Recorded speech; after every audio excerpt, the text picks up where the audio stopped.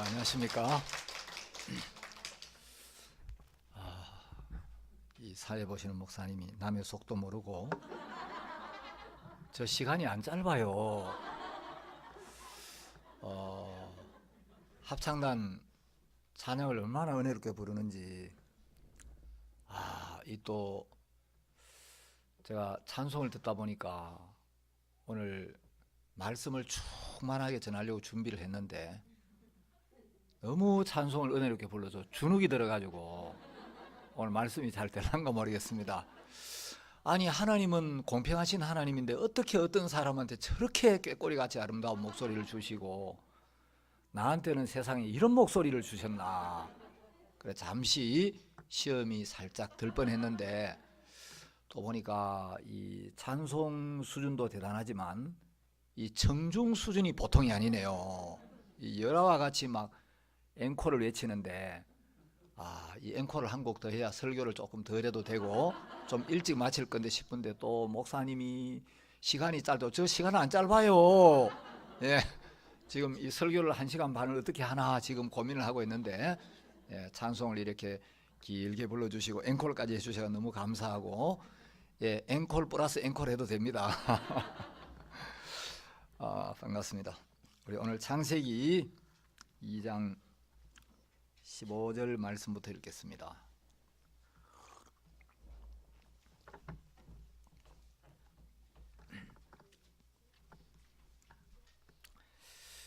창세기 2장 15절부터 제가 읽겠습니다.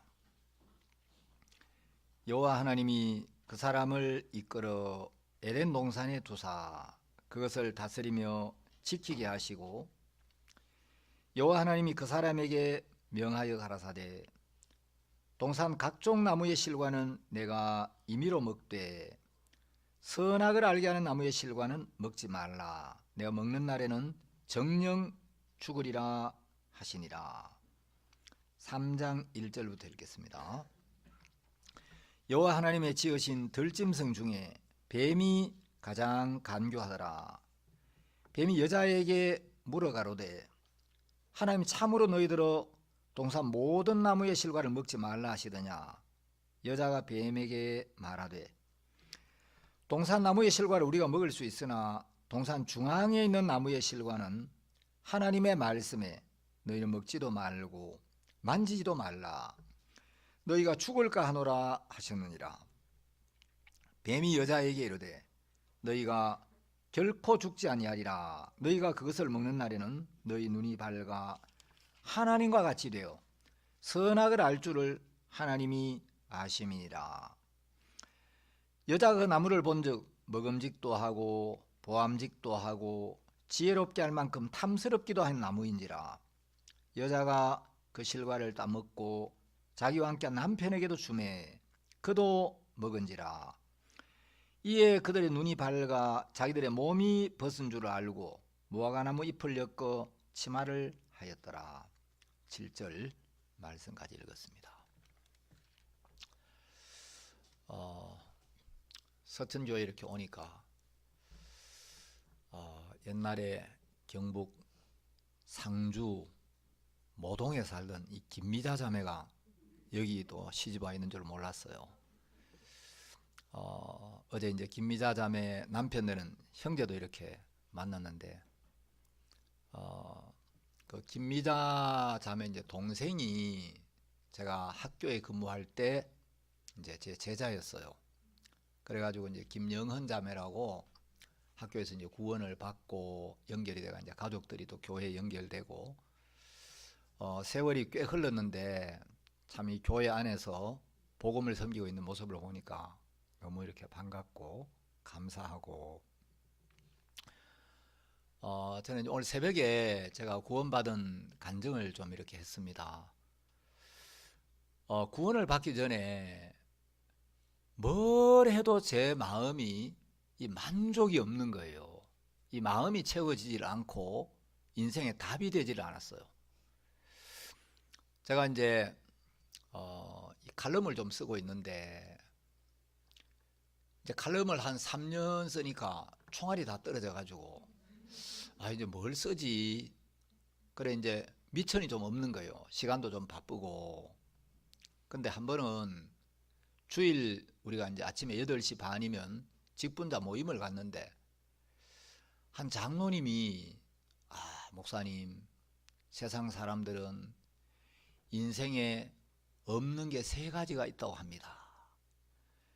이 세상 사람들은 우리 인생에 없는 게 3가지가 있는데, 첫째, 인생에는 정답이 없다. 두 번째는 세상에는 공짜가 없다. 세 번째, 세상에는 비밀이 없다고 이야기를 하는데, 이제 그 이야기를 듣는데 그거 참 재미있는 이야기네. 맞아, 얼핏 들으니까 인생에는 정답이 없고 세상에는 공짜가 없고 비밀이 없다는데 재미있는 이야기다. 누가 만들었는지 모르지만 이걸 가지고 칼럼을 한번 써야 되겠다. 근데 가만히 생각을 해보니까 이건 진리가 아닌 거예요. 그냥 얼핏 듣기에 그럴듯한 이야기지. 여러분, 인생에는 정답이 없는 게 아니고 인생에 정답이 있어요. 사람들이 정답을 못 찾으니까 없다고 생각을 하는 거지. 인생의 정답은 하나님의 말씀 안에 정확하게 있어요. 인생의 불행과 고통이 언제부터 시작되었는지 창세기 3장에 정확하게 기록되어 있고, 인생의 모든 고통과 불행이 언제 끝나는지 요한계시록에 정확하게 기록이 되어 있어요. 인생에 왜 고통이 오고 왜 슬픔이 오고 인생들의 마음이 왜 공허하고 공고한지, 왜 인생들에게 죽음이 오게 되었는지, 또 거기서 어떻게 벗어날 수 있는지, 어떻게 하면 평안하고 감사하고 소망스럽고 보람있고 아름답고 영광스러운 삶을 살 수 있는지, 이 성경에, 인생의 매뉴얼인 성경에 정확하게 나와 있는 거예요. 여러분, 성경을 떠나서는 세상 어떤 사람의 이야기, 어떤 사람의 책을 읽어도 인생에 답이 없습니다. 제가 이제 사서삼경을 여러 번 읽어봤어요. 이 공자님이 이제 하신 말씀을 공자님의 제자들이 이제 편집을 해서 편찬한 게 노는데, 이 사서삼경이라고 여러분 들어보셨습니까? 예, 대답 안 하시는 분들은 성경 말고 뭐 읽을 필요가 뭐가 있겠나, 성경도 읽기 바쁜데 뭔 사서삼경까지 읽어. 아마 그래서 대답을 안 하신 줄 믿는데, 이제 이 사서라는 것은 유교에서 이제 논어, 맹자, 대학, 중용 이 4권을 사서라고 하고, 삼경은 시경, 서경, 역경 이 이제 3권의 유교 경전을 삼경이라고 하는데, 이제 공자님이 논어에 보면 어느 날 이제 무슨 아주 유명한 이야기인데, 조문도 하면 석사가의니라 이런 말이에요. 아침조, 들을문, 길도. 이 길은 이제 길도자는 인생의 길, 인생이 가야 할 길. 어떤 길을 가야 하는지, 도는 이제 진리죠. 오늘 아침에 도가 무엇인지를 들을 수 있다면 석사가인이라, 오늘 저녁에 죽어도 가하다. 그러니까 공자님은 도를 찾았지만 도에 이르지는 못했어요. 이제 저는 이 좀 진리가 뭘까, 이 진리를 찾는 마음이 많이 있었는데 사서삼경을 여러 번 읽어봤어요. 근데 제가 이 공자님의 말씀에서는 내가 원하는 인생의 답을 얻지는 못하겠다 하는 생각을 하고, 이건 그냥 하나의 참고는 할 수 있지만 이 진리는 아니다 하고 제 마음에 접은 계기가 있어요. 여러분, 세상에 참 많은 종교가 있잖아요. 여러분, 지구상에 이 종교가 있는 사람이 많겠습니까? 종교가 없는 사람이 많겠습니까? 통계상으로 지구의 약 80억 중에서 85%가 신을 믿어요. 종교가 있어요. 그러니까 신을 안 믿는 사람보다 신을 믿는 사람이 훨씬 많은 거죠. 그런데 이제 이 모든 종교는 세 가지 공통점이 있어요. 뭐 불교든 기독교든 천주교든 무슬림이든 뭐든 세 가지 공통점이 있는데, 첫 번째는 인간은 육체가 전부가 아니고 육체와는 본질이 전혀 다른 영혼의 세계가 있다. 손으로 만질 수 없고 눈으로 볼 수 없지만 육체와 본질이 다른 영혼이 있다. 이게 모든 종교의 공통점이에요. 두 번째 모든 종교의 공통점은 죽으면 끝이 아니고 사후 세계가 있다. 제가 어제 생후, 노후 이야기했습니까? 안 했습니까? 예, 막 말씀을 여기저기 전하다 보니까 어디서 했는지 지금 분간이 잘 안 되네요. 여러분, 이제 불교에서는 인생을 고해라고 해요. 괴로움의 바다. 그래서 태어나는 것도 괴로운 거예요. 그러니까 여러분, 태어나는 게 즐거우면 아이들이 태어날 때 하하하하 그러면서 웃으면서 태어날 텐데, 날 때부터 막 응애 그러고 울면서 태어나죠. 그 왜 울면서 태어나겠어요? 예? 이 고해를 어떻게 건널까? 이 태어나가지고 인생이라는 바다를 항해를 하다 보면 풍랑도 만나고 별의별 어려움을 다 겪을 건데, 이 긴긴 인생, 험한 인생 어찌 살고, 그래가지고 날 때부터 응애 하고 이제 울면서 태어나요. 그런데 태어나는 것도 괴로운 거예요. 생고, 출생도 괴로운 거예요. 그런데 여러분, 태어나고 늙어가는 건 괴로워요, 안 괴로워요? 늙어가는 건 즐거워요? 내가 늙어가는 거라 너무 기쁘다. 아이고, 나이가 들수록 더 행복하네. 아이고, 늙으니까 왜 이래 즐겁지? 나이가 들면 들수록, 죽음이 가까우면 가까울수록 자꾸 즐겁네. 안 그렇죠? 예, 늙어가는 것도 괴로운 거예요. 여러분, 늙으면 아픈 데가 많아요. 여기도 쑤시고 저기도 쑤시고 이빨도 아프고 눈도 침침하고 기운도 없고, 오늘 아침에도 오니까 숙소에서 나오는데 할머니 한 분이 이렇게 가시더라고요. 할머니 안녕하세요. 아이고, 나는 오늘 교회 9시부터 하는 줄 알고 교회 갔더니 아무도 없어. 그래가지고 지금 돌아가는 길이요. 아이고, 할머니 10시 반부터인데 다시 오세요. 그러니까 다리가 아파서 앉아있으려고 그러니까 그냥 힘들어가 가려고. 그래 오상규 목사님이 아이고, 할머니 그래도 아이고 10시부터인데 강사 목사님 말씀 좀 들어보세요. 어디 그러고 가셨어요. 그래 좀 누가 있어가지고 차도 한 잔 대접하고 아이고 할머니 오셨어요. 그러면 좋을 건데, 그러니까 할머니가 오면 아쉽게 가셨어요. 연세가 드니까 이제 병이 들고 여기저기 아픈 데가 많잖아요. 여러분, 병고도 괴롭죠. 근데 병고, 이제 인생의 네 가지 큰 괴로움인데, 이 불교에서는 그걸 사고라 그러죠. 그래서 인생의 큰 네 가지 괴로움이 생로병사예요. 근데 여러분, 태어나는 것도 괴롭고 늙는 것도 괴롭고 병드는 것도 괴롭고, 더 괴로운 게, 여러분, 늙는 게 괴롭겠습니까? 병드는 게 괴롭겠습니까? 병드는 게 더 괴롭겠죠. 병드는 게 더 괴롭겠어요? 죽는 게 더 괴롭겠어요? 그건 안 죽어봐서 모르겠는걸. 여러분, 병드는 것보다 죽는 게 더 괴롭겠죠. 예. 자, 그런데 여러분, 생로병사 네 가지 문제 중에 어떤 문제가 제일 큰 문제 같습니까? 태어나는 게 제일 큰 문제 같아요? 늙는 게 제일 큰 문제 같아요? 병드는 게 더 큰 문제 같아요? 죽는 게 더 큰 문제 같아요?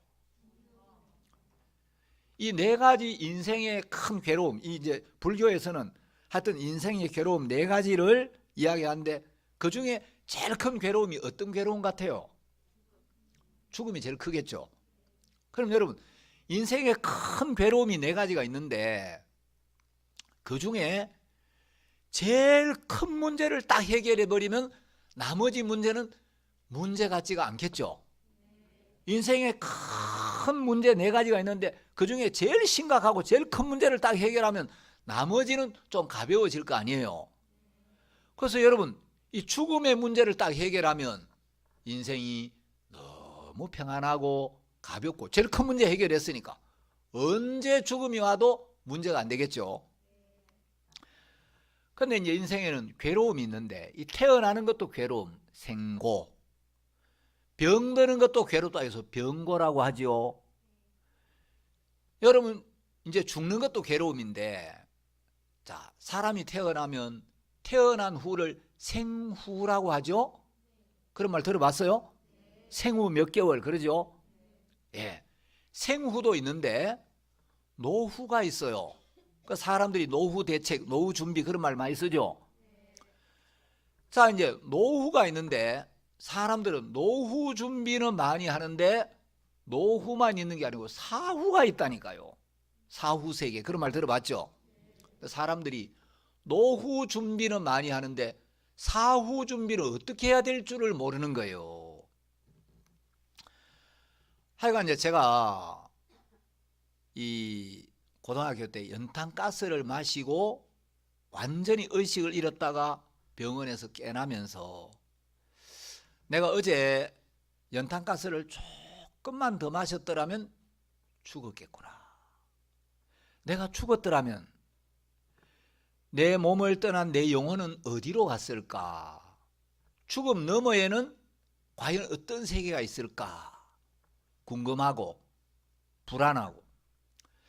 그래서 이제 이 문제를 해결하기 위해서 자꾸 생각을 하고 대화를 하고 책을 읽고 그래서 이제 사서삼경을 읽어봤어요. 공자님의 제자 중에 계로라는 제자가 있었어요. 어느 날 계로가 물었어요. 계로왈 감문사하니 자왈 미지생이니 언지사리요. 읽어드린들 알아듣겠습니까마는 그래도 공자님의 말씀이 그러하니 또 한 구절 읊어봤습니다. 자, 계로가 묻기를 감문사하니 감히 물을 문 죽을사. 선생님, 공자님, 감히 죽음에 대하여 여쭤보겠습니다 하고 물었더니 공자님이 가라사대 미지생이니 안일미 알지 살생 삶도 알지 못하거늘 언지사리요 어찌언 알지 죽을사 어찌 죽음을 알리요. 그래서 공자님은 사후 세계가 있다 없다가 아니고 난 모르겠다 그랬어요. 있는지 없는지 삶도 다 모르겠는데 죽음을 어떻게 알겠는가. 공자님은 삶도 모르겠다고 이야기했어요. 그리고 도를 찾았는데 아침에 도를 들으면 저녁에 죽어도 여한이 없겠다 그랬어요. 공자님은 한평생 도를 찾았는데 한 번도 내가 도를 깨달았다, 이제 도를 발견했다, 그런 이야기를 한 적이 없어요. 석가모니는 인도의 카피라 성의 정반왕의 아들로 태어나가지고 일찍이 어머니를 잃고 이제 인생의 덧없음을 깨달아서 사람이 왜 죽지? 이 죽음의 문제가 안 풀려가지고 출가를 해요. 그래서 좋게 말하면 출가고 좀 안 좋게 말하면 가출이에요. 그래가지고 석가모니가 이제 결혼도 하고 아들도 있는데 출가를 해가지고 이 인생이란 게 뭔가, 사람은 왜 늙고 왜 병들고 왜 죽는가, 사람이 죽으면 어떻게 되는가, 이 문제에 대한 답을 찾다가 이제 29살에 출가를 해서 뭐 30 몇 살 때 보리수 나무 밑에서 도를 깨달았대요. 해탈을 했다 그러죠. 그래서 이제 이 부처라는 말은 한자로는 이제 각자, 산스크리트어로 이제 붓다라고 하는데 이 깨달은 자라는 뜻이에요. 진리를 깨달았다. 여러분 성경을 보면 예수님은 한 번도 내가 진리를 추구했다, 진리를 찾았다, 진리를 깨달았다 그렇게 말한 적이 없어요. 여러분 진리를 깨달았다는 건 처음부터 진리를 알았다는 겁니까? 몰랐다는 겁니까? 진리를 깨달았다는 것은 내가 깨닫기도 전에 진리는 진리 자체로 원래 있는데 그 진리를 모르고 있다가 어느 날 발견하고 이제 이해하게 됐다는 거죠. 예수님은 진리를 찾거나 깨달은 적이 없었어요. 예수님은 처음부터 내가 곧 길이요 진리요 생명이니. 그래서 이 성경을 모르면, 예수님을 만나지 못하면 인생에는 정답이 없다. 공자님도 모르겠다, 석가모니는 깨달았다 그러는데, 예수님은 깨달은, 내가 처음부터 내가 진리야. 여러분, 구약 성경을 읽어보면 이 구약 안에 예수 그리스도의 많은 그림이 감추어져 있어요. 그래서 어떤 신학자는 이야기하기를, 예수 그리스도는 구약 속에 감추어져 있고 신약 속에 열려져 있다, 이런 이야기했어요. 예수님도 요한복음 5장 39절에서 너희가 성경에서 영생을 얻는 줄 생각하고 성경을 상고하거니와 이 성경이 곧 내게 대하여 증거하는 것이로다. 이 모든 구약 성경은 장차 오실 예수님을 증거하고 있는데, 우리가 아직 다 못 찾아서 그렇지, 다 안 찾아도 이 구약 속에 감추어진 예수님의 모형, 예수님의 예표, 예수님의 그림을 하나씩 하나씩 찾아보면 이건 절대로 사람이 쓸 수도 없고 사람이 풀 수도 없고, 정말 하나님의 놀라운 능력으로, 하나님의 지혜로 이 성경이 기록됐구나. 성경을 알면 하나님을 믿지 않는 게 불가능해요. 성경을 모르면 하나님을 믿는 게 불가능하고. 그래서 제가 인생에 정답이 없다고, 아니야, 정답이 있어. 인생의 정답은 예수님이야. 그리고 인생의 모든 문제는 성경 말씀 안에서 다 풀어지게 돼 있어요. 여러분, 우리가 구원을 받아도 신앙생활 하다 보면 이런저런 문제나 어려움을 만날 때가 있지만, 문제와 어려움만 있는 게 아니고 말씀 안에, 이 교회 안에는 우리의 모든 문제가 풀어지고 해결되고 벗어날 수 있는 하나님의 약속과 말씀이 있어요. 그걸 이제 못 찾을 뿐이에요. 그래서 이 교회 안에 마음을, 여러분 때로는 이해가 안 가고 좀 때로는 막 어려움도 있고 이래도 하나님을 향한 마음을 여러분이 버리지 말고 하나님을 기다리고 하나님을 찾고 하나님의 이 교회 안에 있다 보면 하나님이 다 풀어주시고 깨닫게 해주시고 그러시는 거예요. 세상에는 공짜가 없다. 세상에는 공짜가 없어요. 공짜가 없는데 공짜가 있어요. 사실 여러분, 사람들은 세상에 공짜가 어디 있나? 누가 뭐 세상에 밥 한 그릇 거저 주나? 차 탈라 그러면 거저 태워주나?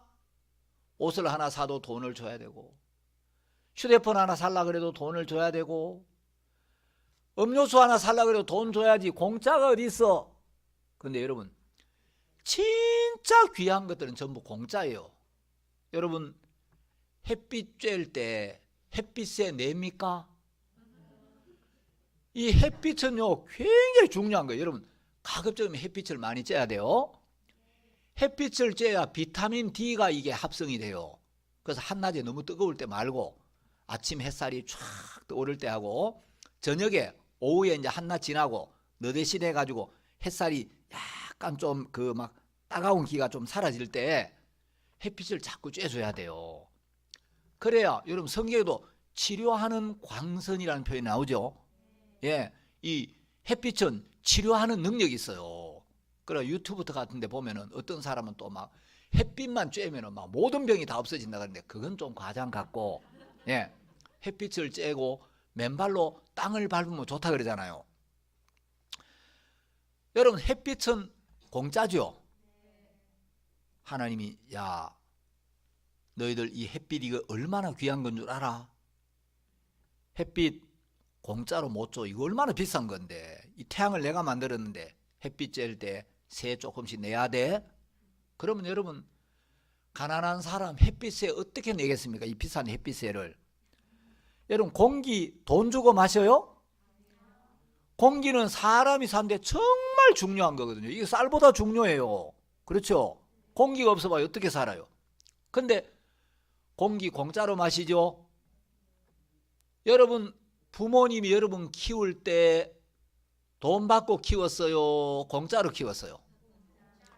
부모님의 사랑은 공짜죠. 여러분 가만히 생각하면 진짜 귀한 거는 공짜예요. 예수님의 구원, 이건 또 엄청나게 귀한 거예요. 영생, 구원, 너무 귀한 건데 이거는 돈 받고 줄 수가 없어요.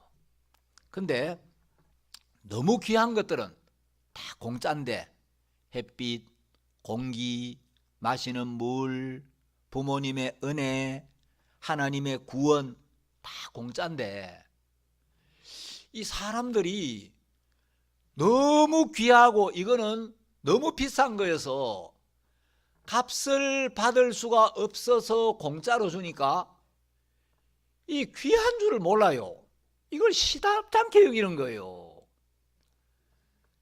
여러분, 하나님 우리에게 구원을 주실 때, 자, 이 구원은 값싼 은혜가 아니에요. 값 없는 은혜예요. 값싼 은혜와 값 없는 은혜는 천지 차이예요. 값싼 은혜는 싸구려죠. 그렇죠?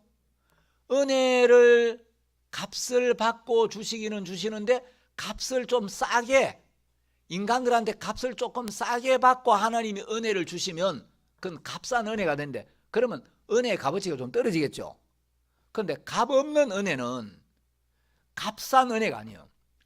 이거는 인간 편에서 도저히 값을 낼 수가 없는, 이건 너무나 비싼 대가가 지불된 거기 때문에 인간들이 어떤 대가도 지불하고 살 수가 없는 너무 엄청난 거기 때문에 이거는 거저 줄 수밖에 없는 거예요.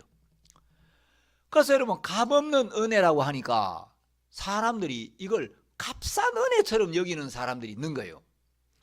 하나님이 우리를 사랑하셔서 우리를 구원하시기 위하여 이 천지 만물을 지으신 창조주 하나님이 하나밖에 없는 당신의 아들을 이 땅에까지 보내서 죄 없는 당신의 아들에게 우리 인류의 모든 죄를 짊어지어서 그 인간들의 죄 때문에 죄도 없는, 흠도 없는 거룩한 하나님의 아들이 십자가에 못 박혀서 처형을 당하고 살이 찢기고 피를 흘리고, 그래서 우리를 구원해 주신 게 이 큰 사랑이거든요. 은혜거든요. 세상 사람들은, 세상에는 공짜가 없어. 얼핏 들으면 재밌는 말 같지만 가만히 생각하면 진리가 아니에요. 또 사람들은 세상에는 비밀이 없다고들 이야기를 해요. 여러분, 비밀이란 건 모르는 사람은 모르는데 아는 사람은 아는 거, 그게 비밀이잖아요. 아무도 모르면 비밀이 아니죠. 아는 사람은 알아요. 근데 모르는 사람은 몰라요. 그게 비밀이거든요. 제가 성경을 한번 찾아봤어요. 비밀이 있나 없나 보니까. 물론 이제 박 목사님 책도 죄사함 거듭남의 비밀인데, 또 어떤 사람은 그걸 잘못 읽어가지고, 아니 죄사함 거듭남의 비밀, 남의 비밀을 왜 이야기해? 남의 비밀을 거듭남의 비밀 또 이래가지고 띄어쓰기를 잘못해가 남의 비밀 또 이래 있는 사람도 있더라고요. 거듭남의 비밀, 왜 거듭에서 남의 비밀을 말해? 또 그런 사람도 있는데 그게 아니고, 성경에 보면 복음의 비밀이란 말이 나와요. 이 복음은 비밀이에요. 여러분, 여기 앉아있는 여러분들은 이 복음의 비밀이 깨달아진 사람이에요. 이게 얼마나 큰 은혜인지 몰라요. 이 복음의 비밀이 깨달아졌다. 또 여러분, 성경 보면 천국의 비밀을 너희에게는 아는 것이 허락되었으나 외인에게는 비유로 하네. 천국의 비밀이라는 거 들어봤어요? 천국의 비밀이 있어요. 또 어떤 비밀이 있느냐? 교회의 비밀이라는 게 성경에 있어요. 세상에 비밀이 있어요, 없어요? 그래가지고 제가 장로님이 그 이야기를 딱 하시는데, 이거 좀 생각해 볼 필요가 있다. 그냥 얼핏 들으면 재밌게 던데 가만히 생각을 해보니까, 아니, 정답이 있어. 공짜도 있어. 비밀도 있어. 그래가지고 이제 칼럼을 하나 썼어요. 여러분, 우리가 이 구원을 받았다.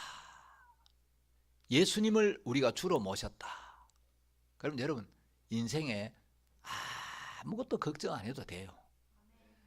우리가 여러분, 하나님이, 우리 아버지 하나님이 우리 하나 모르시고 우리 하나 안 도우시고 우리 하나 인생 마치는 날까지 책임 못 져주시는 그런 하나님이 아니에요. 하나님은 정말 우리의 모든 것을 아시고 우리를 생각하시고 우리를 위하시는, 복음을 가만히, 우리가 죄에 빠졌을 때 하나님은 발짝만 딱 끼시고, 인간들이 죄에 빠졌네, 쥐가 빠졌는데 뭐 어떻게, 뭐 쥐가 나와야지, 죽든지 말든지, 쥐가 나를 떠나 죄에 빠졌는데 뭐 죽으면 죽는 거지. 그런 하나님이 아니고, 우리 인생들이 죄에 빠졌을 때 하나님 너무너무 안타깝고 불쌍하고 무슨 수를 써서라도 어떻게 해서라도 저 인간들을 건져내야 되겠다, 살려야 되겠다. 하나님 우리를 보시고 생각하실 뿐만 아니라 우리를 위해 일을 하시고 우리를 위하여 완벽하게 일을 하신 것이 구원의 의미란 말입니다.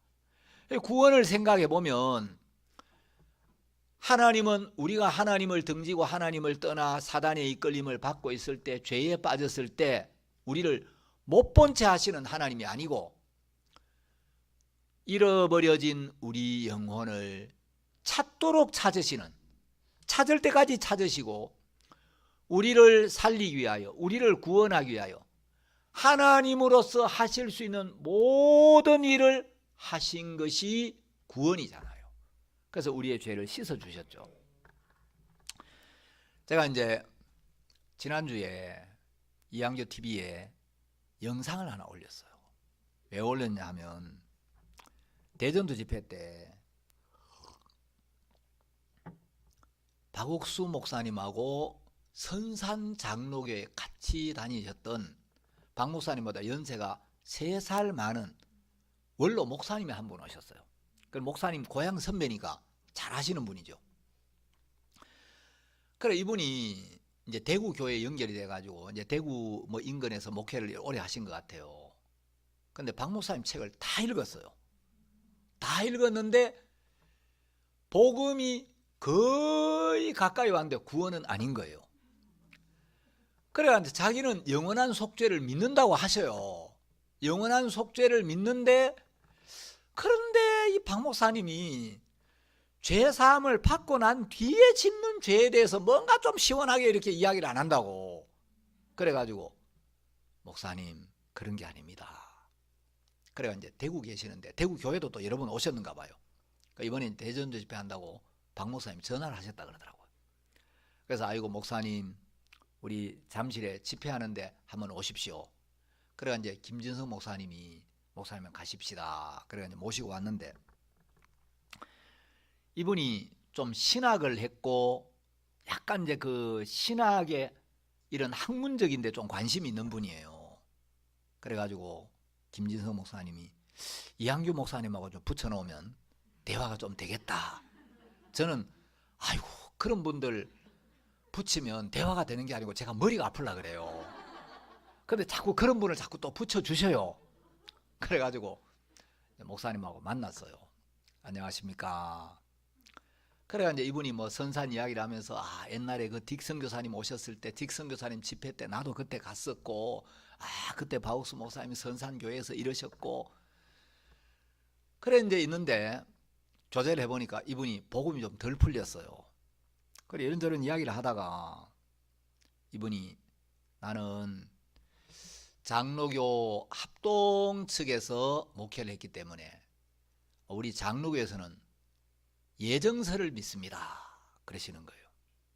목사님, 저도 장로교 출신입니다. 제가 장로교를 9년을 다녔습니다. 그런데 장로교의 교리에 기초를 놓은 사람이 종교개혁을 했던 칼빈이지 않습니까? 이제 칼빈이 종교개혁을 하고 그 칼빈을 따르는 사람들이 칼빈이 죽고 난 뒤에 이 칼빈의 신학사상을 정리를 해가지고 5가지로 요약을 했어요. 그걸 이제 칼빈주의의 5대 교리라고 하는데, 이걸 첫 글자를 따가지고 영어로는 튤립이라고 해요. TULIP. T는 뭐냐면 이제 토탈 디프레버티 해가지고, 토탈 전체가, 인간은 전적으로 타락했고 전적으로 부패했고 인간은 100% 죄와 허물로 죽었기 때문에 인간은 선한 것이 전혀 없다. 그래서 인간은 전적으로 타락했고 전적으로 부패해버렸고 전적으로 자기를 구원하는 데 무능하다. 인간의 어떤 행위로도 인간 자신을 구원할 수 없다.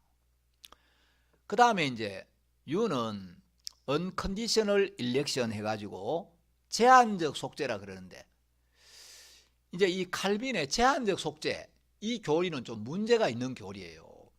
왜냐하면 여러분, 예수님은 구원받을 사람들만을 위해 십자가에 못 박히셨습니까? 모든 인류를 위해 못 박히셨습니까? 예수님은 선택된 사람, 구원받을 사람들만을 위해 십자가에 못 박혀 죽으신 게 아니고, 예수님을 아는 사람이든지 모르는 사람이든지 믿는 사람이든지 안 믿는 사람이든지 예수님을 거부하고 대적하는 사람들을 위해서까지 예수님은 그들을 위하여 십자가에 못 박히고 피를 흘려 주셨어요. 여러분, 사도 바울이 막 교회를 핍박하고 예수 믿는 사람 잡아 죽이고 그랬죠? 그런데 예수님은 그 사도 바울을 위해서도 피를 흘려 주셨습니까? 안 흘려 주셨습니까? 흘려 주셨죠. 자, 그래서 칼빈은 이제 이 예정설을 주장했는데, 이 칼빈이 주장한 예정설을 보통 이제 이중 예정이라 그래요. 이중 예정은 뭐냐면, 이제 이 선산에서 오신 그 목사님 뭐라 그러냐면, 예정설을 믿는 근거를 2개를 이야기했어요. 목사님, 에베소서 1장 4절에 보면 곧 그리스도 안에서 창세전에 우리를 택하사. 자, 여기 뭐라고 돼 있냐? 그리스도 안에서 창세전에, 세상을 창조하기도 전에 우리를 택했다. 그러니까 세상이 창조되기 전에 이미 우리는 구원받기로 택정이 돼 있다. 성경에 이렇게 돼 있지 않습니까? 그리고 사도행전 13장 48절에 보면 영생을 주시기로 작정된 자는 다 믿더라. 여기 보면 영생을 주시기로 하나님이 작정한 자가 있지 않습니까? 영생 주시기로 정해진 사람이 있다는 거예요. 그러니까 이 말씀을 볼 때에 하나님이 세상을 창조하기도 전에 영생을 줄 사람, 아니면 지옥으로 폐기 처분을 시킬 사람 미리 정해놨다는 거예요. 그래서 신학에서는 지옥에 버리는 것을 유기라고 해요. 유기. 여러분, 그 강아지 내다 버릴 때 애완견, 그 사람들이 키우다가 버려버리는 개 있죠? 그걸 뭐라 그래요? 유기견이라고 하죠. 그 유기란 말은 내다 버린다 이 말인데, 이제 예정 교리에서는 꼭 유기라는 말이 나와요. 그래서 이제 창세 전에 하나님이 영생을 주시기로 정한 사람, 선택된 사람, 택한 사람이 있고, 그 다음에 어떤 사람은 지옥에 보내기로, 택함을 받지 못하고 지옥 보내기로 정한 사람이 있다. 그래서 이제 선택도 예정이 돼 있고 유기도 예정이 돼 있다. 이래가지고 이걸 이제 이중 예정이라고 해요. 이제 이 칼빈주의자들은. 근데 이제 제가 목사님, 이 칼빈의 이중 예정 교리는 굉장히 잘못된 겁니다. 칼빈이 종교개혁에 이바지한 것도 많지만 이중 예정 교리는 복음의 기초를 근본적으로 무너뜨리는 아주 위험한 교리입니다. 왜냐하면 세상을 창조하기도 전에 하나님이 어떤 사람은 야, 넌 뭐 네가 잘하고 못하고 상관없이 너는 내가 택한 사람이야. 넌 영생을 주기로 이미 정했어. 그리고 너는 네가 암만 잘하고 뭐 암만 기도를 열심히 하고 암만 교회를 나가도 너는 내가 유기시킬 사람으로, 너는 버릴 사람으로 정했어. 그럼 여러분, 택함 받은 사람은 좋아하겠어요, 안 하겠어요? 이야, 하나님 창세 전부터 나를 영생을 얻기로 작정을 하셨구나. 나는 뭐 어쨌든 간에 천국 가도록 이미 정해져 있구나. 나는 택함 받았어. 그 사람은 좋아하겠죠. 근데 창세 전부터 그 사람의 행위나 그 사람의 뭐 믿음이나 그 사람의 모습과 상관없이, 야, 너는 이미 세상에 태어나기 전부터 내가 너를 지옥 보내기로 이미 정해놨어. 너는 뭐 교회를 나가든 안 나가든 성경을 읽든 말든 네가 예수를 믿든 말든 너는 이미 멸망을 당하기로 정해진 자야. 그러면 그런 사람들이 하나님을 공의로우신 하나님이다. 그럼에도 불구하고 하나님은 사랑이시다. 하나님은 선하시다. 그렇게 믿을 수 있겠습니까? 예? 여러분 가운데 어떤 사람 한 사람한테, 야, 너 뭐 교회를 나가든 안 나가든 뭐 네가 예수를 믿든 안 믿든 뭐 성경을 알든 모르든 기도를 하든 말든 너는 이미 창세 전부터 내가 지옥에 버리기로 정해졌어. 너는 무조건 지옥이야. 네가 아무리 열심히 하고 아무리 노력을 해도 너는 지옥이야. 그러면 그럼에도 불구하고 하나님, 당신이 지옥 보내면 가야지 뭐 별 수가 있습니까? 그럼에도 불구하고 당신은 공의로우신 하나님이십니다. 그럼에도 불구하고 하나님 당신은 사랑이십니다. 아멘. 저는 지옥 가겠습니다. 그럴 수 있겠어요? 여러분 만일에 그래가지고 하나님이 일방적으로 이유도 모르고 하나님 근데 나 왜 지옥 가는데 그건 내 마음이야. 그건 네가 따질 바가 아니야. 그런데 이제 칼빈은 이걸 뭐라고 이야기하느냐. 그럼 여러분 지옥 가는 사람 막 불만이 있겠어요, 안 있겠어요? 하나님이 이유도 모르고. 그 이제 칼빈이 책을 많이 썼는데 칼빈이 쓴 책 중에 제일 유명한 책이 기독교 강요라는 책이에요. 칼빈은 26살 때 이 책을 썼어요. 그래가지고 27살 때 이 책을 출판했는데 계속 이제 책을 개정을 해가지고 1559년에 이제 최종판을 냈는데,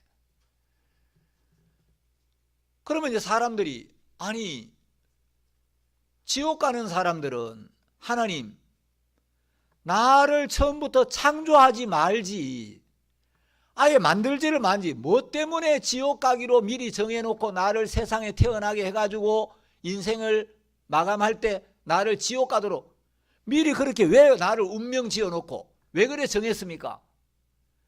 나 하나님 마음에 안 듭니다. 여러분 그런 사람은 하나님을 공의로우신 하나님, 사랑이신 하나님으로 믿을 수 있겠어요? 절대 못 믿죠. 여러분 그런 사람은 하나님이 정말 그런 분이라면, 하나님 당신이 무슨 공의의 하나님입니까? 당신이 무슨 사랑입니까? 나 진짜 당신은 하나님이 아니고 선하신 신이 아니고 일방적인 완전 폭군입니다. 당신 마음대로 이유도 모르고 지옥 보내고. 근데 이제 칼빈은 하나님이 지옥 보내기로 작정한 사람 왜 지옥 보내는데? 태어나기 전부터 창세 전부터 일방적으로 지옥 보내는 거 억울하잖아. 그러면 이거는 불가해하다 이렇게 번역을 해놨더라고. 불가해하다, 이해가 불가능하다는 거예요. 그래서 칼빈은 그걸 하나님의 궁극적인 주권. 여러분 마틴 루터는 루터 신앙의 핵심을 한마디로 딱 이야기하면 이신득의, 일반 교회에서는 이신칭의를 많이 쓰는데 어떤 분은 이신득이라고 해요. 자, 이는 이제 뭐뭐로써 할 때 써이자예요. 신은 믿을 신, 득은 얻을 득, 믿음으로 의롭다함을 얻는다. 우리가 예수 그리스도를 믿음으로 의롭게 된다. 이게 루터 신앙의 핵심이에요. 그런데 칼빈 신학의 핵심은 하나님의 절대 주권이에요. 야, 하나님이 지옥 보내면 보내는 거지. 피조물이 뭐 말이 많아. 하나님이 만들어가 지옥 보내면 보내는 거지. 뭐 할 말이 뭐가 있어. 하나님 지옥 보내는데. 이제 이런 식이라는 거죠. 그러면서 장로교인들은 그걸 칼빈주의의, 이제 칼빈 신학에서는 하나님의 절대 주권, 하나님이 자기 마음대로 뭘 하는데 피조물이 그걸 뭐라고 할 수 있겠나? 그건 말이 안 된다. 그래서 이제 칼빈주의의 5대 교리 중에 이제 두 번째가 제한적 속죄, 세 번째는 이리지스터블 그레이스라고 해가지고 불가항력적인 은혜, 하나님이 저항할 수 없는 은혜. 하나님이 일방적으로 은혜를 입히면 이거 저항할 수 없다. 야, 너는 창세전부터 내가 영생 주기로 작정했어. 은혜 입어. 그래가 하나님은 은혜를 입히면 이건 저항을 못 한다는 거예요. 무조건 은혜를 받게 돼 있다는 거죠. 그 다음에 이제 아까 이제 제한적 속죄라는 건 리미티드 어톤먼트라고 돼 있고, 이제 마지막에 보면 perseverance of saints 해가지고 성도의 견인이라는 게 있어요. 이 견인은 뭐냐면 좀 어려운 말로 번역이 됐는데, 이건 이제 좀 보존이라고 번역하면 더 좋은 단어인데, 한 번 구원받은 사람은 하나님이 그 구원을 끝까지 보존하고 유지시켜 준다. 이거는 맞는 말이에요. 구원은 절대 상실될 수가 없죠. 근데 이제 칼빈의 예정론은 성경하고는 달라요. 근데 이제 이 칼빈이 예정론을, 이제 칼빈이 죽고 난 뒤에 칼빈의 제자들이 그 칼빈주의의 이제 5대 교리를 정리를 해가지고 이제 이걸 사람들에게 가르치고 있었는데, 이제 제가 아까 그 제한적 속죄는 이제 영어로 리미티드 어톤먼트고, 그 다음에 이제 하나를 잊어버렸네. 무조건적인 선택. 그걸 이제 unconditional election이라고 해요. 그러니까 하나님이 생명을 주시는 사람들, 영생을 주시는, 무조건 택했다는 거, 이유 없이. 하나님 마음이니까. 이 절대 주권이니까. 뭐 절대자가 자기 마음대로 하는데 뭐라 하겠냐.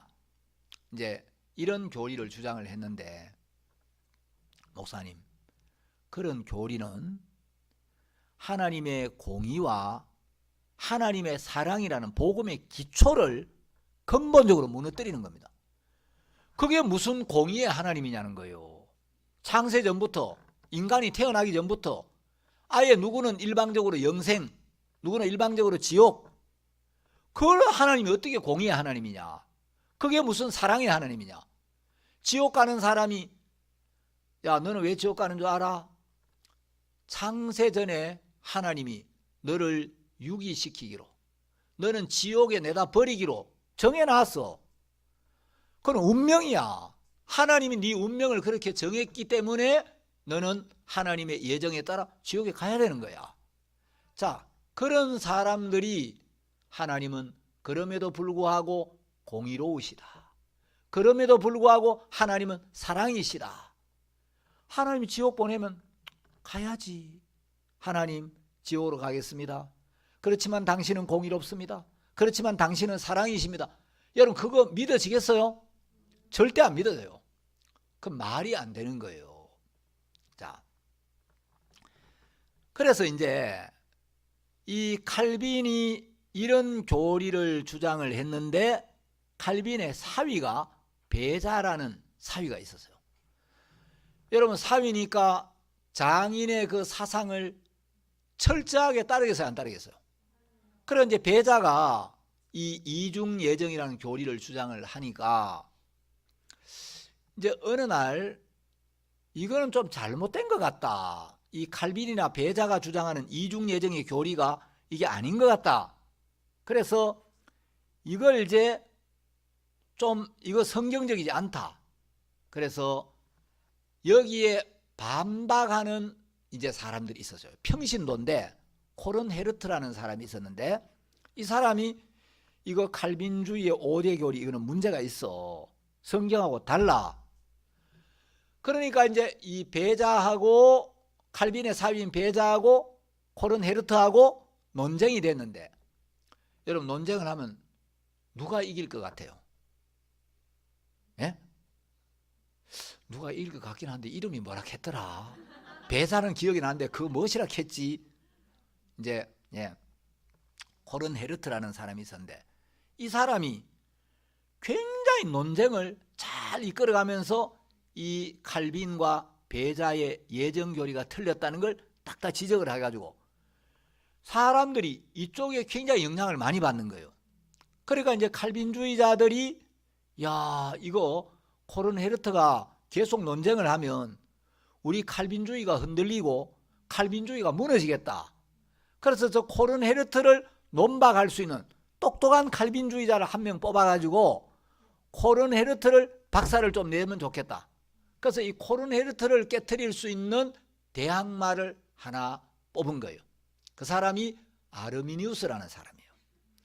이 네덜란드의 신학자인데 아르미니우스가 아주 철두철미한 칼빈주의자인데 아르미니우스 교수님, 당신이 저 코른 헤르트의 주장을 깨트리고 논박해가지고 칼빈주의가 맞다는 걸 좀 확실하게 입증을 하시오. 그래서 이제 아르미니우스가 총대를 메고 이제 코른 헤르트와 이제 논쟁을 하기 위해서 연구를 했어요. 그런데 아르미니우스가 예정론을 쭉 연구를 하다 보니까 이 칼빈이 주장한 게 문제가 있다는 생각을 하게 됐어요. 아, 이거 나도 철두철미한 칼빈주의자였는데 이 코른 헤르트의 이야기를 듣고 칼빈의 주장하고 이 비교를 해보니까 칼빈의 주장에 문제가 있다. 코른 헤르트의 주장이 더 일리가 있다. 그래가지고 코른 헤르트를 박살내라고 대항마를 세워놨는데 이게 이제 이단으로 몰아야 되는데 이 아르미누스가 이단에 빠져버린 거예요. 그래가지고 이제 코른 헤르트를 싸워 이기라고 보내놨는데 코른 헤르트한테 빠져버렸어요. 그래가지고 이 아르미누스가 나중에 칼빈주의의 수정을 요구하고 안 되니까 칼빈주의를 반박하고 칼빈주의가 틀렸다. 그래서 칼빈주의의 선봉장으로 세웠는데 이 선봉장이 코른 헤르트한테 넘어가 버린 거예요. 그래가지고 이제 이 아르미니우스가 칼빈주의가 잘못됐다. 이제 칼빈주의의 5대 교리와 다른 아르미니우스주의의 5대 교리라는 걸 이 아르미니우스를 따르는 사람들이 또 만들어냈어요. 자, 이제 이 아르미니우스의 신학 사상을 따르는 걸 뭐라고 하냐? 알미니안주의라고 해요. 이제 일반 그 신학자들은 다 잘 알고 있어요. 이 알미니안주의의 5대 교리라는 강령을 만들었는데, 자, 여러분, 만일에 이제 하나님이 어떤 사람은 처음부터 지옥 보낼 사람, 어떤 사람은 처음부터 천국 보낼 사람, 이건 절대 성경적이 아니다. 그래서 제가 이제 그 선산에서 오신 목사님한테, 목사님, 만일에 창세전부터 어떤 사람 지옥 보내기로 결정이 돼 있다. 그러면 천국 가는 사람, 지옥 가는 사람이 이미 창세전에 운명 지어져 있잖아요. 하나님 미리 정해놨으니까. 창세전에 그리스도 안에서 우리를 택했다 그랬으니까 창세전에 택한 사람이 있고 창세전에 이미 유기시키기로 지옥으로 내다버리기로 정해진 사람이 있다면 다른 성경과 굉장히 모순이 되고 이거는 상충이 되는 부분이 많습니다. 그래서 이 진리가 아닙니다. 자, 목사님 예를 들어서 봅시다.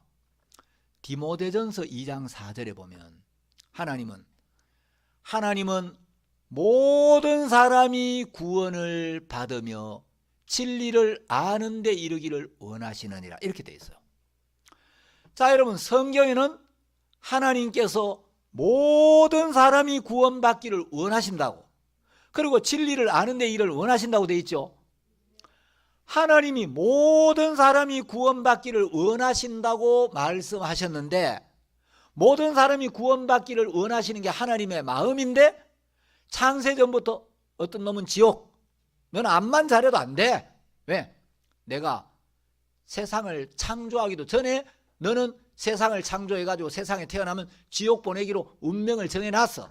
넌 지옥이야. 만일에 그렇다면 하나님은 모든 사람이 구원을 받으며 진리를 아는 데 이르기를 원하신다는 말은 거짓말이 되는 겁니다. 자, 하나님은 모든 사람이 구원받기를 원하시기 때문에 구원자 예수 그리스도를 보내실 때 예수님에게 모든 사람의 죄를 담당시킨 겁니다. 그래서 예수님에게 온 인류의 모든 죄를 담당을 시킨 거예요. 이사야 53장 6절에 보면 우리는 다 양 같아서 그릇 행하여 각기 제 길로 갔거늘. 자, 거기 우리는 다라고 되어 있죠. 자, 이제 우리는 다라는 말은 로마서 3장 23절에 모든 사람이 죄를 범하였으나 그 모든 사람하고 같은 말이에요. 자, 우리는 다, 이것은 아담의 자손 전부, 전 인류예요.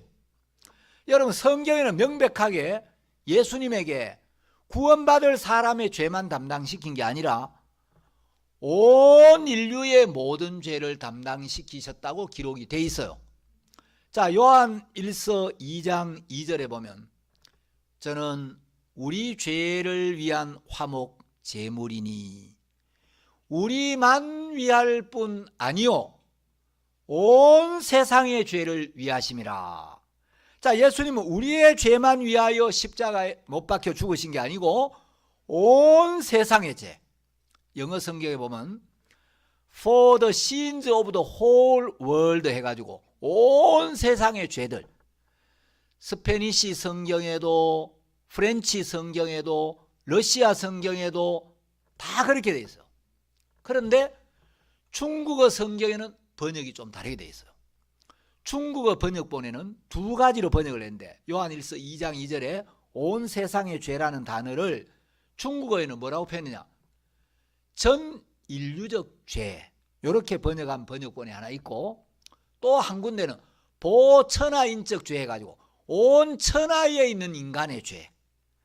그러니까 예수님께 하나님이 담당시킨 죄는 전 인류의 죄, 온 천하에 있는 인간의 죄란 말이에요. 그 온 세상의 죄나 마찬가지죠. 하나님은 예수 그리스도에게 온 인류의 모든 죄를 담당시키셨고 예수님은 온 인류의 죄와 함께 십자가에 못 박혀서 우리의 죄에 대한 벌을 받으시고 그 십자가의 죽음으로 우리의 모든 죄의 심판을 끝을 내셨어요. 자, 그래서 예수님은 구원받은 사람만을 위하여 죽으신 게 아니란 말이에요.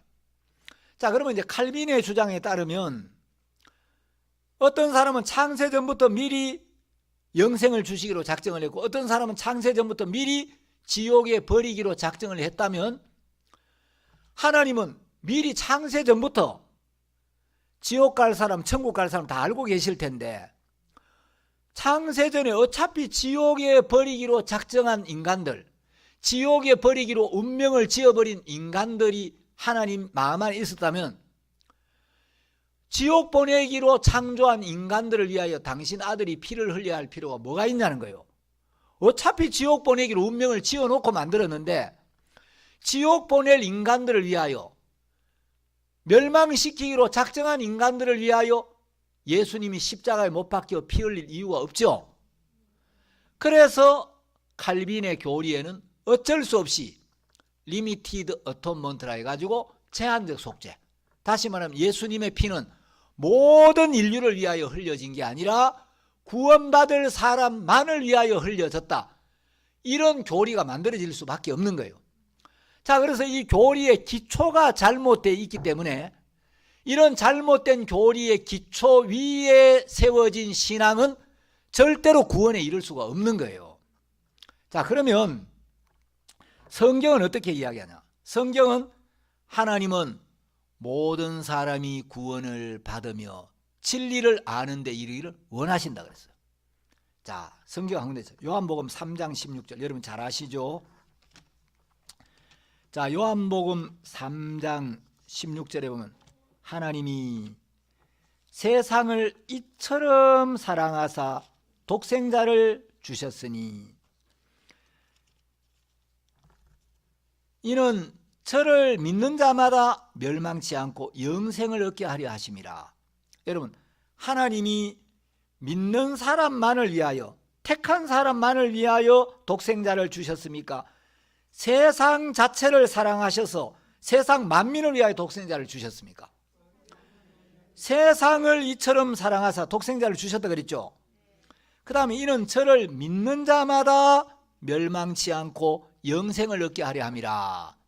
요 믿는 자마다, 요게 영어 성경에는 whoever라고 되어 있어요. 자, whoever라는 단어는 이 관계 대명사라고 하는데 무슨 뜻이냐면 whoever라는 단어는 뭐뭐 하는 자마다, 뭐뭐 하는 자는 누구나 이 말이에요. 그러니까 믿는 자는 누구나 영생을 얻게 한다는 거예요. 여러분, 예수님, 이제 하나님이 구원을 받지 못하도록 미리 정해놓은 게 아니고 하나님은 모든 인류의 죄를 씻어놓고 모든 사람을 위하여 당신의 아들의 피를 흘리게 하시고 모든 사람을 의롭게 해놓고 누구든지 믿는 자마다 whoever 이 복음을 듣고 믿는 자마다 영생을 얻게 하셨다는 거죠.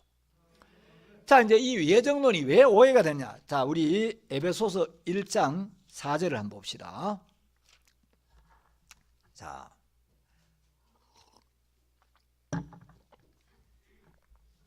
에베소서 1장 4절에 보시면 그 창세 전에 그리스도 안에서 우리를 택하사 우리로 사랑 안에서 그 앞에 거룩하고 흠이 없게 하시려고 그 기쁘신 뜻대로 우리를 예정하사 예수 그리스도로 말미암아 자기의 아들들이 되게 하셨으니. 여기 보면 1장 4절에 창세 전에 그리스도 안에 우리를 택하사 이렇게 돼 있죠. 사람들이 어디에다 방점을 찍느냐? 자꾸 우리를 택하사 여기에다 방점을 찍고 이쪽에 시선이 집중되어 있어요. 자, 우리를 택하사 이러니까 택한 사람이 있고 안 택한 사람이 있구나. 여러분, 여기서 방점을 어디에 찍어야 되냐면 우리를 택하사의 방점을 찍고 읽어야 되는 게 아니고 그리스도 안에서의 방점을 찍어야 되는 거예요. 자, 이건 무슨 이야기냐? 여러분, 서울대학교에서 신입생을 모집할 때 서울대학교에서 미리 합격시킬 놈, 떨어뜨릴 놈 정해놓고 신입생을 모집합니까? 아니에요. 미리 합격할 사람, 떨어뜨릴 사람을 정해놓고 신입생을 모집하는 게 아니고 모든 수험생은 서울대학교에 지원할 수 있어요. 누구든지 실력이 되든 안 되든 모든 사람은 서울대학교에 지원할 자격이 있어요. 그렇죠? 그런데 모든 사람이 서울대학교에 들어올 수 있는데 서울대학교에는 모든 사람을 향해 문을 열어놓았는데 그리스도 안에서 커트라인 안에서요. 자, 누구든지 그리스도 안에 들어오면 너는 나의 자녀로 택한다. 네가 복음을 듣고 예수 안에 들어오면, 네가 복음의 말씀을 듣고 죄사함을 받고 예수 안에 들어오면 너는 나의 자녀로 택한 거야. 택해진 거야. 나의 자녀로 삼겠다. 그러니까 서울대학교 입학시험을 치기 전부터 미리 합격자 불합격자를 정해놓은 게 아니라 누구든지 시험을 쳐라. 누구든지 응시할 수 있다.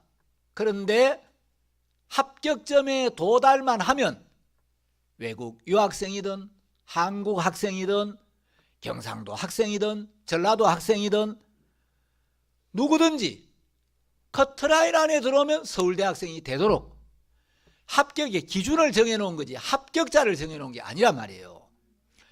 누구든지 예수 안에 들어오면, 누구든지 복음을 듣고 받아들이면 구원을 받도록 구원의 기준을 정해놓은 거지 구원자를 정해놓은 게 아니란 말이에요. 자, 다시 성경을 한번 봅시다. 로마서 1장 16절.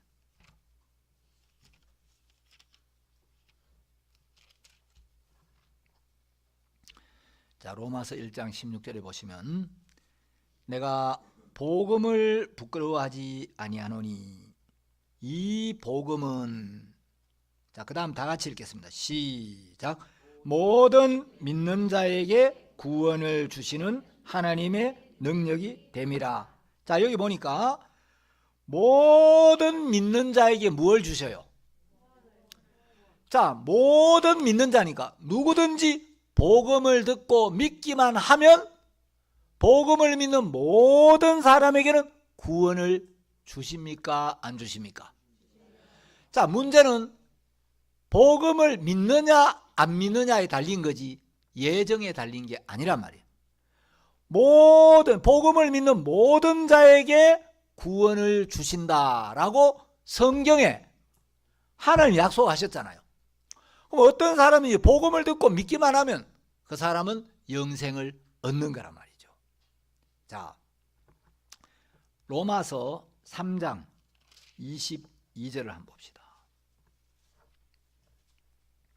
로마 3장 22절에도 곧 예수 그리스도를 믿음으로 말미암아 모든 믿는 자에게 미치는 하나님의 의인이 차별이 없느니라. 여기도 모든 믿는 자라고 되어 있죠. 누구든지 복음을 듣고 믿기만 하면 그에게 하나님의 의가 임한다는 거예요.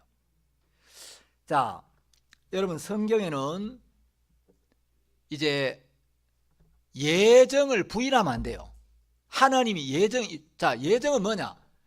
구원받을 사람을 정해놨다는 말이 아니고 구원의 범위, 구원의 기준을 정해놔요. 그리스도 안에서 우리를 택하사. 자꾸 사람들이 그리스도 안에서 이거는 넘어가 버리고 우리를 택하사. 그래서 제가 장로교 목사님한테 물었어요. 목사님, 그럼 목사님을 목사님이 택한 자인지 아닌지 그걸 뭘로 합니까? 자, 택함 받았다고 하는데 예정서를 믿는데 목사님이 하나님 보실 때 택함을 받았는지 안 받았는지 뭘로 확인할 수 있습니까? 그리고 목사님, 만일에 지옥 보낼 자를 창세전에 미리 정해놨다면 그거는 이 하나님의 공의와 사랑이라는 진리의 기초를 무너뜨리는 겁니다. 그건 말이 안 되는 겁니다. 그럼 이 부분은 어떻게 생각합니까? 지옥 가는 사람들이 지옥 가면서 그래도 하나님은 공의로우셔. 그래도 하나님은 나를 사랑하셔. 그렇게 믿겠습니까? 이렇게 이야기하면 어떻게 답변하시겠습니까? 이 목사님, 그렇게 물으면 우리 장로교에서는 그건 좀 대답이 곤란하긴 해. 이렇게 이야기를 하더라고요. 여러분 성경에는 예정도 있지만 여러분 서울대학교에서 커트라인 정해놨어요? 안 정해놨어요? 정해놓은 게 있어요. 그러나 자유의지도 부인할 수가 없어요. 만일에 인간이 아예 구원과 멸망이 창세전에 결정되어 있다면 그건 인간의 자유의지를 완전히 배제시켜 버리는 거예요. 인간의 자유의지가 완전히 배제시키면 인간은 로봇가 되고 마치 어떤 사람이 프로그램을 해가지고 입력을 딱 시키면 프로그램에 따라 자동적으로 그냥 움직여지는 자동 인형밖에 안 되는 거예요. 자, 모든 것이 조종되고 조작되고 미리 정해진 대로 움직인다. 이제 이런 것을 철학에서는 기계적 결정론이라고 해요. 모든 게 결정되어 있고 결정된 대로 그냥 움직여진다. 자, 이걸 이제 디터미니즘이라고 하는데 그러면 인간은 로봇밖에 안 되는 거죠. 자, 오늘 제가 창세기 2장 3장을 읽었는데 하나님은 인간에게 자유의지를 주셨습니까? 안 주셨습니까? 여러분 선악과를 따먹을 수 있는 자유 있어요? 없어요? 선악과를 안 따먹을 수 있는 자유도 있죠. 하나님은 인간에게 분명히 자유의지를 주셨어요. 자, 택함을 받아도 버림을 받을 수 있어요. 예레미야 18장을 한번 봅시다. 자, 예레미야 18장 6절.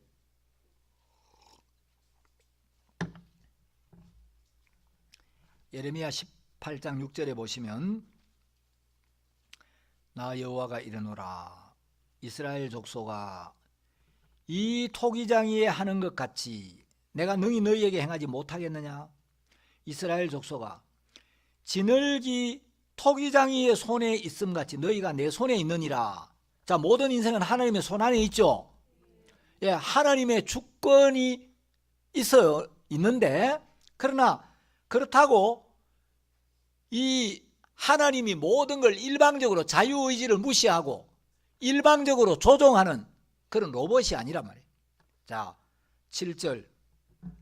내가 언제든지 어느 민족이나 국가를 뽑거나 파하거나 멸하리라 한다고 하자. 자, 하나님이 어떤 민족을, 어떤 국가를 뽑아버려야 되겠다. 파해버려야 되겠다. 멸해버려야 되겠다. 하나님 정했어요. 하나님 마음을 먹었죠. 하나님이 뽑기로 예정했어요, 안 했어요? 하나님이 뽑고 멸하고 파하기로 하나님이 예정을 했죠.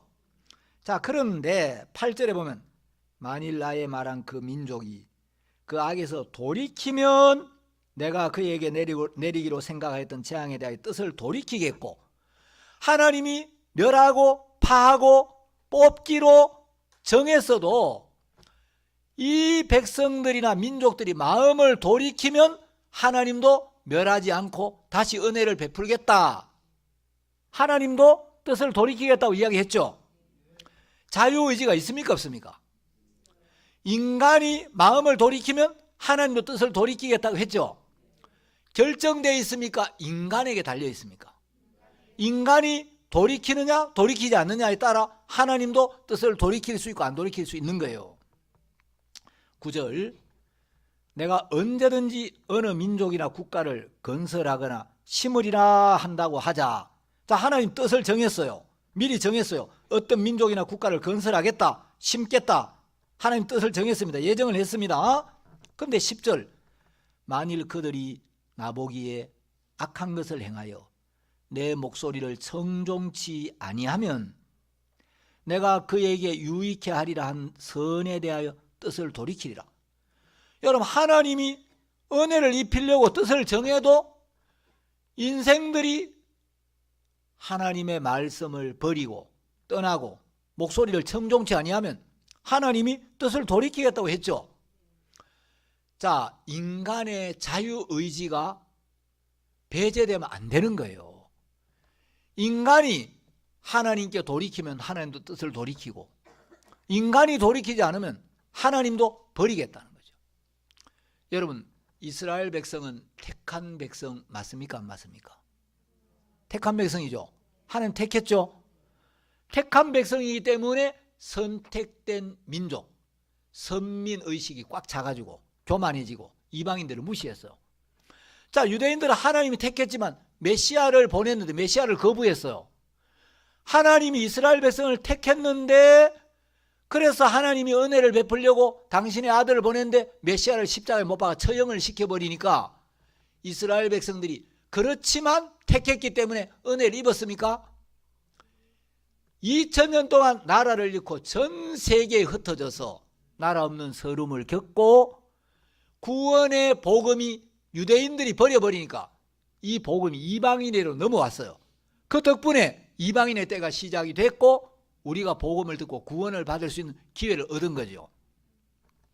자, 성경을 조금만 더 여러분 예정에 대해서 제가 이제 오늘 1시간 좀 정리를 해드리려고 합니다. 누가복음 6장 13절을 봅시다. 누가복음 6장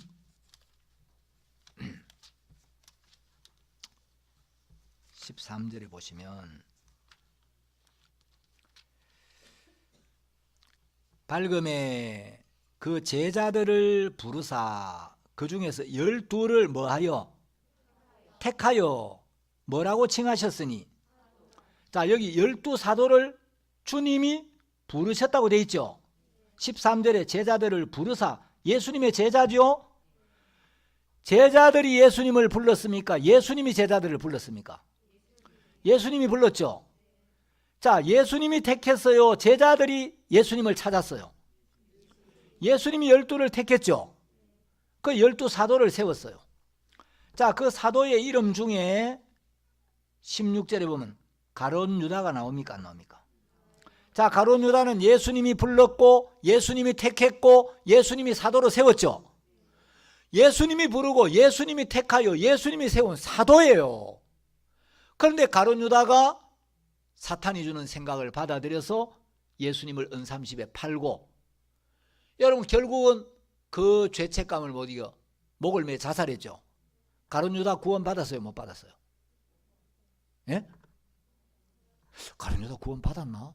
예수님의 제자인데, 사도인데, 택함을 받았는데 가룟 유다는 구원받은 사도가 아닙니다. 가룟 유다는 구원을 못 받았어요. 요한복음 13장에 기록이 되어 있어요. 여러분, 가룟 유다는 너희가 깨끗하나 다는 아니니라. 그 다가 아니라 가룟 유다는 구원을 못 받았다 이 말이에요. 목욕을 못한 자란 말이에요. 목욕도 못했으니까 발 씻는 게 의미가 없죠. 자, 그럼 여러분, 택함을 받았어요. 가룟 유다는 사도로 택함을 받았단 말이에요. 12사도 중에. 그러나 복음을 받아들이지 않으니까 결국 멸망당합니까? 안 나갑니까? 택하면 영생 얻습니까? 자, 이스라엘 민족도 택함 받았죠. 가룟 유다 사도로 택함 받았죠. 택함을 받아도 복음을 받아들이지 않으면 멸망이에요. 여러분, 누구든지 복음을 믿으면 영생을 얻는 게 하나님의 뜻입니다. 자, 우리는 하나님의 뜻을 받아들일 수도 있고 안 받아들일 수도 있어요. 아담이 선악과를 따먹을 수도 있고 안 따먹을 수도 있어요. 제가 원주 링컨에 있을 때 링컨 학생들이 너무 이제 사고를 치고 말을 안 들어가지고 이 녀석들을 혼을 좀 내야 되겠다. 어떻게 하지? 그래가지고 너희들 다 이리 와. 너희들 죄를 너희가 알렸다. 이방 여기 빠따 하나 가져와. 그래가지고 자, 좀 겁을 주려고 자, 4가지 중에 선택을 해라. 첫 번째, 너희들 빠따를 5대씩 맞을 거냐, 이틀 금식을 할 거냐, 집에 가서 열흘 동안 정학 처분을 받고 집에 갔다 올 거냐, 목사님이 정해주는 책을 읽고 독후감을 5일 동안 쓸 거냐. 자, 여러분 같으면 뭘 택하겠어요? 예? 자, 빠따를 5대 맞을 거냐, 이틀 금식을 할 거냐, 독후감을 쓸 거냐, 집에 정학처분 열을 갔다 올 거냐. 어느 걸 택하겠어요? 예? 자, 빠따 맞는 걸 택할 사람 손 들어봐요. 빠따 5. 빠따를 맞겠다. 아, 화끈하게 5대 딱 맞고 하지. 아이고, 막 책 읽고 골치 아파. 빠따. 야, 이틀 금식하겠다. 금식파도 있네요. 세 번째, 자, 집에 가서 열흘 동안 정학 처분하고 집에 갔다 오겠다. 손 내리고 독후감 쓰겠다. 예, 독후감이 좀 많긴 하네요. 여러분 보세요. 이러니까 이제 자유의지가 다 있단 말이에요. 선택은 자유예요. 그렇죠? 뭘 선택하는 자유예요. 저는 자유는 주는데 제가 원하는 자유가 있어요. 학생들에게 자유를 줘요. 고르는 지 자유예요. 4가지 중에 골라 잡아. 그런데 그 자유의지를 자기 마음대로 쓰지 말고 자유를 주지만 그 자유를 내 마음에 맞게 쓰는 걸 내가 원하는 거예요. 저는 뭘 원하겠어요? 이리 와. 말 안 듣지? 엎드려 뻗쳐. 이 자식들 5대씩. 여러분, 내가 패는 걸 원하겠습니까? 안 하겠죠? 그건 이제 마음 꺾으라고 하는 거고, 제가 원하는 건 목사님, 결정을 저희들이 안 하겠습니다. 지금까지 저희들이 저희들 생각과 저희들 판단을 믿고 저희들이 결정한 결과가 이 모양인데, 아무려면 목사님이 우리를 더 생각하시고 목사님이 우리보다 지혜로우시고 아무려면 목사님이 우리를 더 유익하게 안 하시겠습니까? 목사님의 처분대로, 목사님 보시기에 가장 선하신 대로 처분하여 주옵소서. 목사님 보시기에 빠따가 선하면 빠따를 맞게 싸웁니다. 목사님 보시기에 금식이 가장 저희들에게 유익하다면 금식을 하겠습니다. 여러분, 이게 내가 자유를 주지만 내가 이 자유의지를 자기들 마음대로 쓰지 않고 내가 원하는 대로 쓰기를 바라는 거예요. 그럼 여러분, 제가 결정을 할 때 너희들 사고치고 말 안 들었지? 죽어봐. 엎드려 뻗쳐. 여러분, 내가 그렇게 안 하죠. 저는 학생들의 영혼을, 학생들의 장래를 여러모로 깊이 생각을 해가지고 어떤 게 학생들의 가장 유익하고 복될까? 자, 그러면 너희들 독후감을 쓰는 거야. 알았어? 제가 원하는 건 독후감이에요. 근데 이제 제가 이렇게 했더니 이 녀석들이 결정을 못하는 놈이 있어요. 갈등이 돼가지고 이것도 좀 그렇고 이것도 그렇고 자, 이제 결정을 해. 근데 시간을 줬는데 그때까지 결정을 못하고 이제 결정이 안 되는 놈이 있고 집에 가겠다는 놈이 있어요. 그냥 집에 가서 또 게임하고 또 놀라고 뭐 정학 처분 그거야 뭐 남들이 뭐 보는 것도 아니고 집에 가겠다는 녀석 있고 독후감 쓰겠다는 녀석이 있고. 여러분, 하나님은 일방적으로 로봇처럼 우리를 만든 게 아니에요. 자유의지를 주시되 네가 선택할 수 있어. 네가 결정할 수 있어. 그런데 인간들이 하나님, 제가 결정을 해도 되지만 하나님이 저보다 훨씬 지혜로우시고 하나님이 저를 지으셨고 하나님이 뭐가 유익한지를 제일 잘 아시지 않습니까? 하나님 당신이 보실 때 우리에게 가장 유익한 것으로 결정을 해 주십시오. 자유의지를 주시되 자유의지를 당신의 뜻에 맞게 쓰고 싶습니다. 하나님께 물어서 쓰기를 바랐다는 거예요. 그런데 인간들이 자기가 스스로 결정을 하는 거예요. 하나님의 뜻과 상관없이.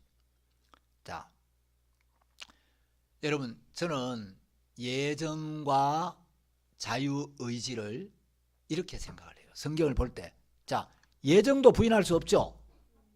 자, 내가 벌을 주기로 정했어요. 근데 이제 내가 모든 걸 당해. 내가 정해놓은 범위가 있단 말이에요. 너희들은 벌을 받아야 돼. 어쨌든 간에 너희들 말을 안 듣고 사고를 쳤으니까 벌을 받아야 되는데 벌은 반드시 받는다. 그런데 벌을 받는 데 있어서 4가지 옵션을 주겠다. 이 중에 너희들이 하나 선택을 해. 자유를 줘요. 자, 근데 예정한 것도 있고 자유의지도 있죠. 이 2가지를 어느 하나도 버릴 수는 없어요. 성경에 있기 때문에. 그런데 하나님은 우리를 강제하고 조종하는 게 아니라 이 하나님 우리를 어떻게 해요? 여러분, 바둑 아주 바둑 고수하고 바둑 초보하고 바둑을 떠요. 그럼 여러분, 바둑에 아주 막 수가 몇십 수, 몇백 수 앞을 내다보는 아주 고수하고 바둑 초보하고 바둑을 뜨면 이 사람이 유도는 할 수 있어요. 바둑을 어디에 두도록 고수가 유도는 할 수 있지만 결정은 자기가 해요. 그러면 초보가 바둑알을 어디에 놓는가를 보고 바둑 고수는 거기에 맞추어서 수를 뜨는 거예요. 강제는 하지 않아요.